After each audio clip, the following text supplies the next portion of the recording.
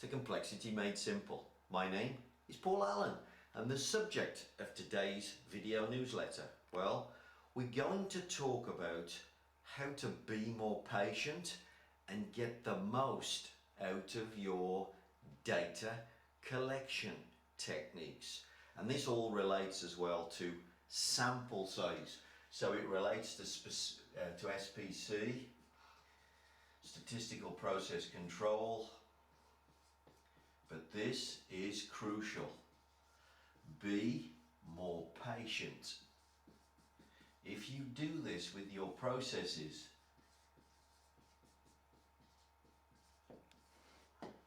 what you will learn will be fantastic. Okay, so be more patient. So where does this newsletter start? Well, we're going to start with the idea of having a good sample size. What you're trying to do, of course, you're constantly trying to see this distribution which is coming out of your process. And you know, if you're thinking statistically, which I want you to do, you'd be thinking about the signal, which of course is the middle of the data, the average that we're going to get. So we would typically, of course, use the mean to define the signal. But you're also interested in the noise, the width of this distribution, the range of this thing. So you are also interested in the noise. So if you think about the signal, you think about the noise, and really the noise is defined by the range. Okay, so that's thinking statistically, the signal and the noise.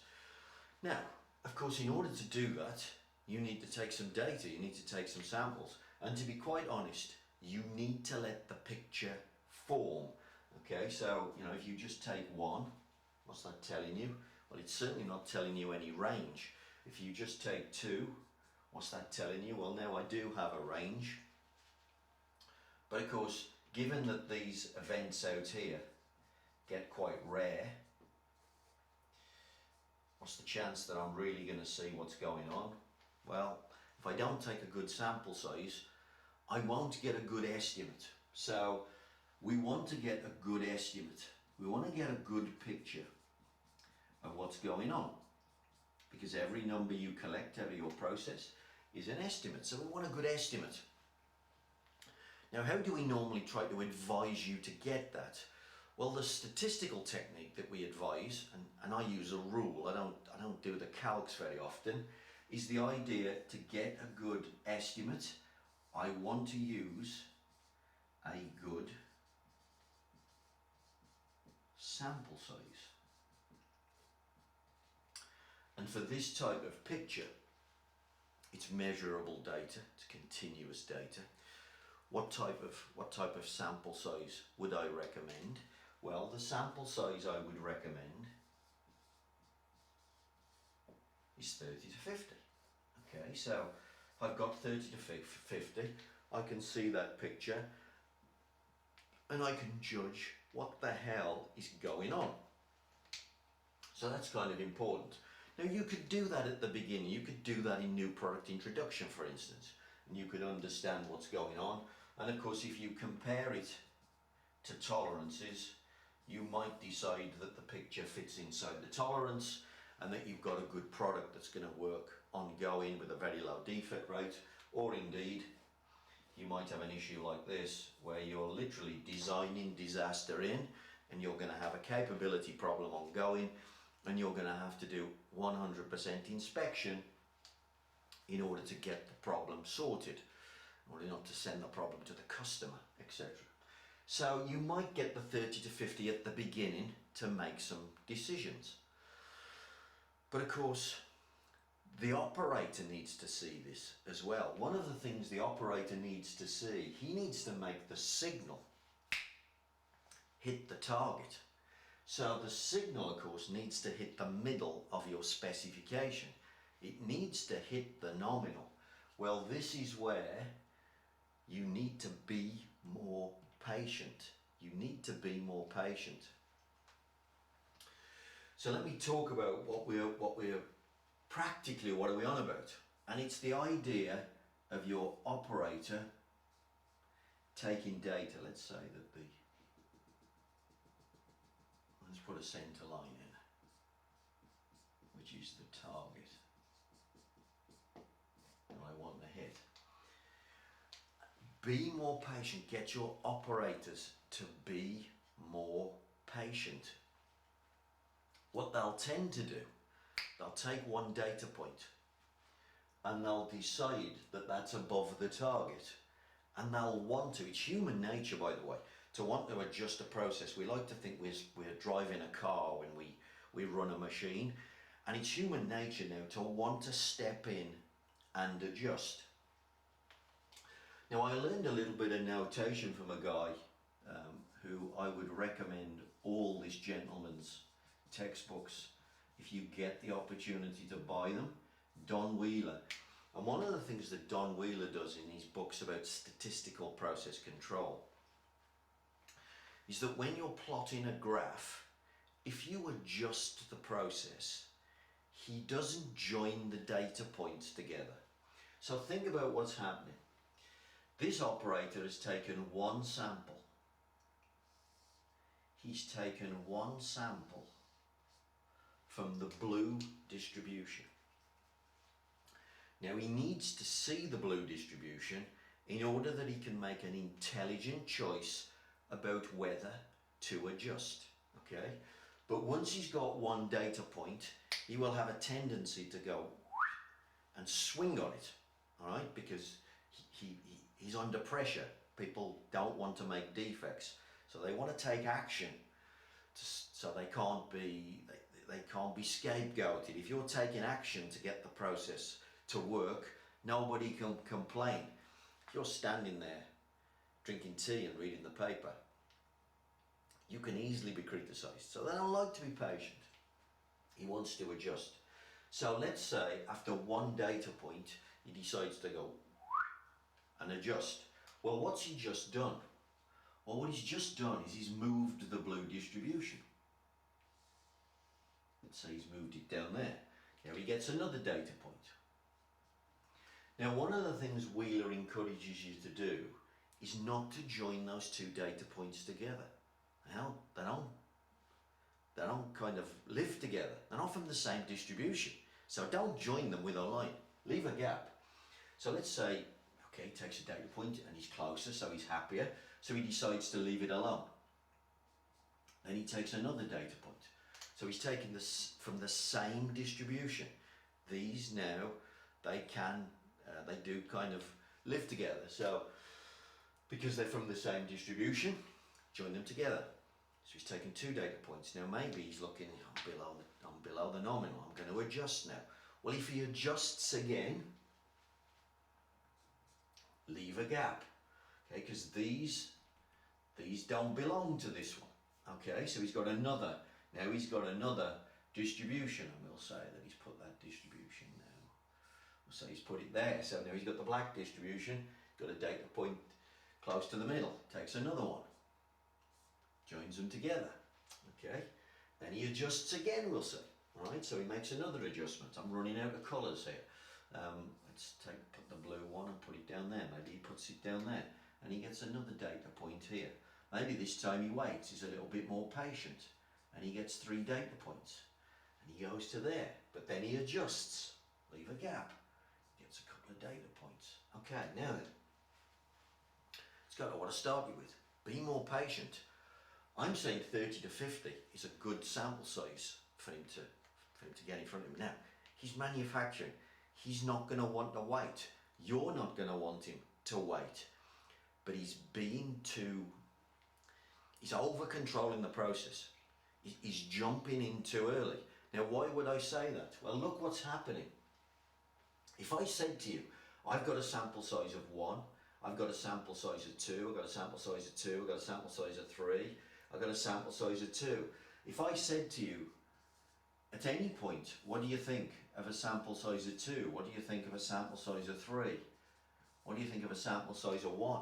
You would say, well, it's rubbish. Yeah, of course a sample size of 1, 2 or 3 is absolutely rubbish. But look how hard he's been working. He's collected 2, 4, 6, 10 data points. But what's he learned so far? Well, he's learning absolutely nothing because he's not being patient. He needs to get his flipping hands off. If he'd have let those 10 data points roll and he'd have had 10 data points in front of him, it's the same 10 data points. It would have cost you the same amount of effort, the same amount of time, but the information would have been so much more powerful. It's the same data, but you're taking your hands away so that a distribution can form and you can think statistically and you can see what's going on. Okay, so be more patient, because at the moment, what have we learned? Nothing. Now, by the way, this isn't a behaviour that's exclusive to operators. Engineers will do this. You have a new product introduction, and instead of doing 30 to 50, and by the way, when you do the 30 to 50, this is crucial. Whoops. That you do it hands off. So you let the distribution form so you can see what it's doing. If you interfere after a few, you interfere after a few, you interfere after a few, you interfere after a few, what do you do at new product introduction? Well, you destroy all your process knowledge because you break it up into tiny little pieces. And after 2 years of doing work on the machine, of operators using the machine, everybody's standing around thinking, we don't really understand what's going on. Now, you don't understand what's going on because you've never been patient enough. Now, how should this play itself through your behaviour and the tools that you should use? Because I know what you're going to say here. Sometimes we've got short run manufacturing. I can't wait for 30 pieces to come off before I adjust the centre of my process. I need to be working faster than that. Well, that's a good point. Well, here's the deal. Here's how to work faster. You do this at new product introduction. Crucial. 30 to 50, hands off. You plot the graph of what happened. Let's say it looked like that. Then every time the operator runs this particular job, you show him the data. You show him the graph, and this is important. Not the data points, not the number. You show him the graph so that when he gets a data point, you're comparing the data point to the previous run. You're comparing the data point to what happened before. Now I don't have to wait for 30 to start to make a judgment on how my process is running. Because look at this, if I look at that, what have I got? Well, I've got a distribution probably. It's going to look like that effectively. Lots of my data, look, is in the middle here. So lots of my data should land there. I've just taken a data point and it's landed there. Not unexpected, it's not wild, it's not dramatically different to what I've had before. How about if I do another one? And it does that. Now what would you think? Well, you'd immediately think, these probably are coming from the middle. These are data points that probably are coming from here. You're already getting a sense, just 2 data points in, that you're probably too high. Let me change that a second, because maybe that's a little bit too extreme. Let's do this one. Let's put one there. So even there, look, we're inside what's happened before. So we're sort of in the pattern that's happened before. But to be honest, I'd be expecting data here. There's more data in this zone here. And I'm seeing results that are a little bit more extreme than I expect. So probably that's telling me to adjust. Now it's telling me to adjust after just a sample size of 2. But the sample size of 2 is so much more powerful because I was more patient, I did this, and I've let the operator see the run chart. Crucial. Let them see the run chart. Every time you run a job, you should pull out the last graph, the last set of data on a run chart so that the operator can have it in front of him. My advice would be not electronic, a piece of paper, print it out. Even if you've kept the results electronically, print the document out so he can have it in his batch data. He's about to make another 50. He gets the graph of the previous job. And now the new data is so much more valuable to him because he's comparing it to what he's seen before, and probably this data would give him a signal to adjust with just 2s and 3s. But it's a much more powerful signal when I'm comparing it to this. Crucial. Engineers, operators, guys, be more patient. Now, if you want to formalise all this, if you want to formalise all of this theory and bring it to life, you can do it the way I've just said, 50 hands off, draw the graph, then use your common sense by using a run chart. But if you really want to bring it alive, Don Wheeler, Short Run, SPC. That's the book to purchase. If you buy Wheeler's Short Run SPC, in it, he shows you how to use existing data with an SPC chart so that you can set the process aim, you can think statistically and get the process on target with the shortest amount of data points possible. Because that's what you want to do. In other words, you're going to make the smallest defect rate in the shortest amount of time, and you're going to make more money, because that's what this is about, making pots of money. But you've got to be more patient. You've got to let the process talk to you. You've got to let the process communicate to you. Get your hands off more, let data come at you, and make piles and piles of cash.